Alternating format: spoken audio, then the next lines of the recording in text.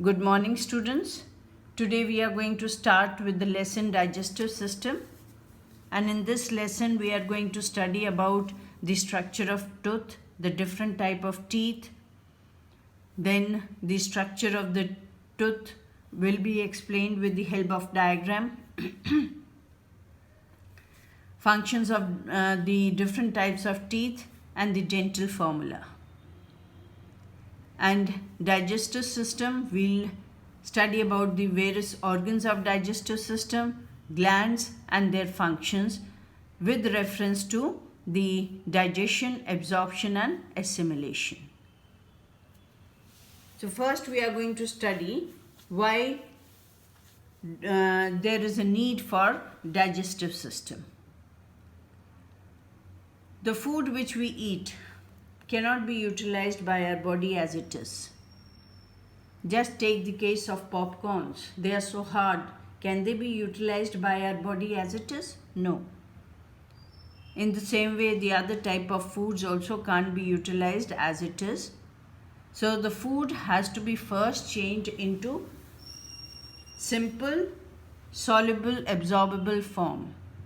So food has to be changed into soluble form, that it can get dissolved, and absorbable form, that it can be absorbed by the blood for distribution in the body. And certain foods like cane, sugar are already soluble in water, but they require a breaking down of their molecules. Though they are soluble, but their molecules have to be broken down into smaller units so that they can pass through the cell membrane of the wall of gut. Gut means alimentary canal. Next we come over to the definition of digestion. Digestion is the breakdown of naturally occurring foodstuff into diffusible form. So the food is broken down into simple form that it can diffuse into the blood. Then digestion is any change which makes the food soluble. So food changes into soluble form and of such chemical nature that it can be absorbed through the lining living membrane of the alimentary canal. So this is the definition of digestion. Next we come over to enzymes. These enzymes play an important role in the process of digestion, and there are hundreds of these enzymes in addition to those involved in digestion. But the general characteristics of all the enzymes are same. What are those characteristics? Number one, enzyme is a protein. It is protein by nature, so it gets destroyed by heating. Then this enzyme, it acts only on one kind of substance called substrate, and that substance is called substrate, and it is specific. They don't act on any substance. They act on a special type of substance, and it is specific.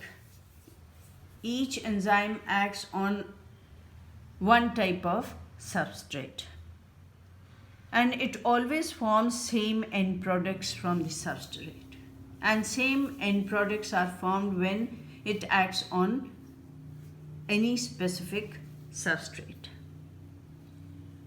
It only affects the rate of chemical reaction. So enzyme, it affects the rate of chemical reaction, and always it speeds up the reaction. And like a catalyst, and the enzyme can be used again and again. It acts best only at a particular pH, that is at particular degree of acidity or alkalinity.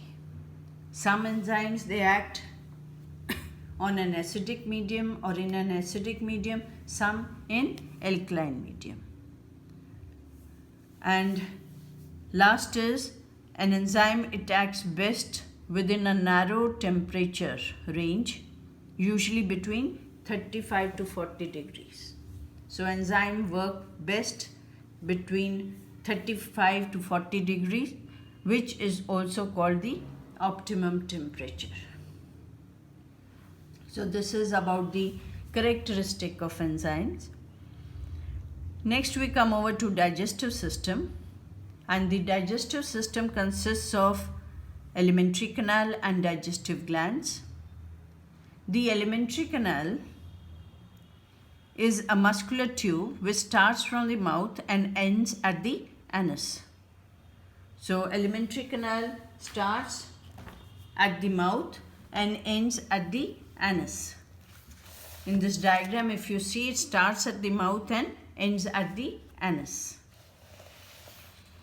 It is about 9 meters long and is highly coiled in certain regions, especially in the small intestine, and its various regions,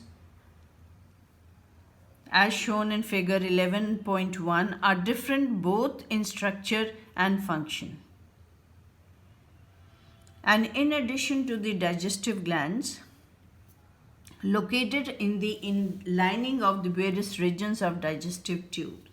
So digestive glands are located in the lining of the digestive tube, like in the mouth also, in the walls of the stomach also secrete the digestive juices. So the lining also secretes digestive juices, or they act as digestive gland, and along with that 2 large digestive glands are there, the liver and pancreas. They are also associated with it, and 3 different salivary glands are associated with the oral cavity. Oral cavity means mouth cavity.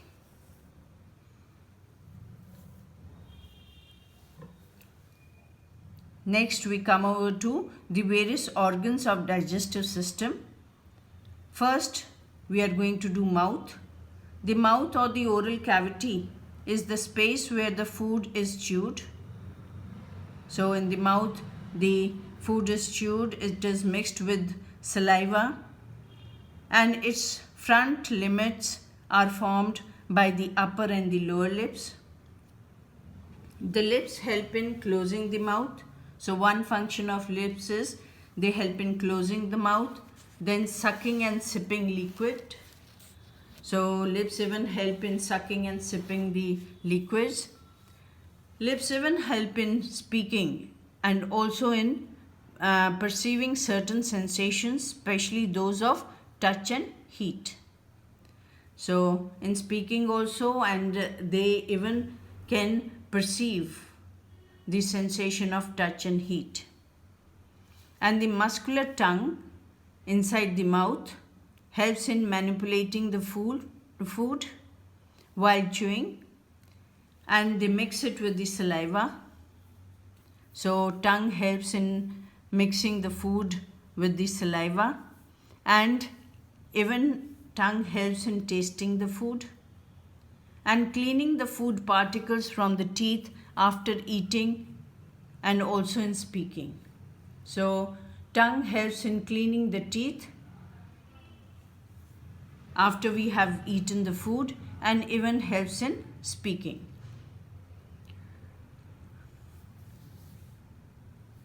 Next we come over to the teeth.